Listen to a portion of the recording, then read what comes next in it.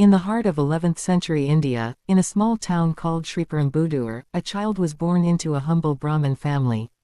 His name was Ramanuja. From an early age, he exhibited an extraordinary intellect and a deep sense of devotion.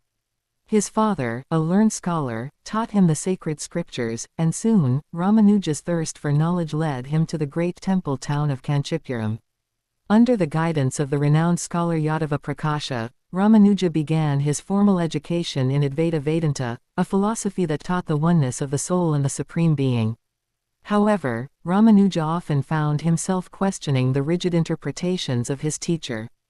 He believed that the path to salvation was not through renunciation alone but through unwavering devotion to Lord Vishnu. One day, an intense debate arose between Ramanuja and Yadava Prakasha. The young student, with humility and clarity, challenged his teacher's views.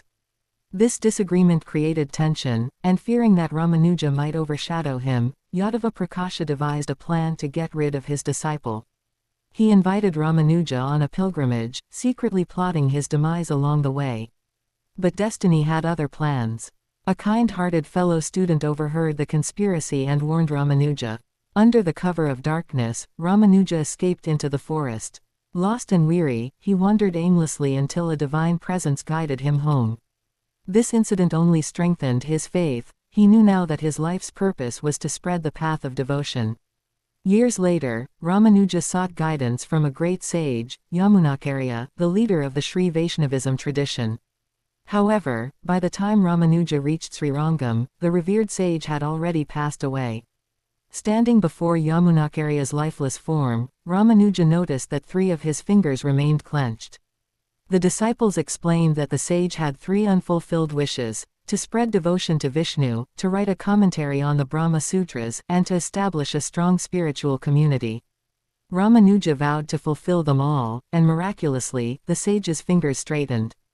Thus began Ramanuja's mission. He traveled far and wide, teaching that Lord Vishnu's grace was accessible to everyone, regardless of caste or background. In a time when society was bound by rigid social divisions, Ramanuja opened the doors of temples to all devotees.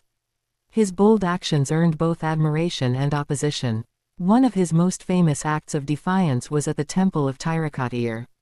His guru had imparted to him a secret mantra that would grant liberation, warning that revealing it to the unworthy would lead to dire consequences.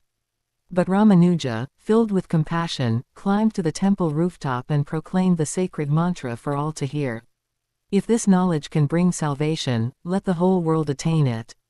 I am willing to face any consequence, he declared.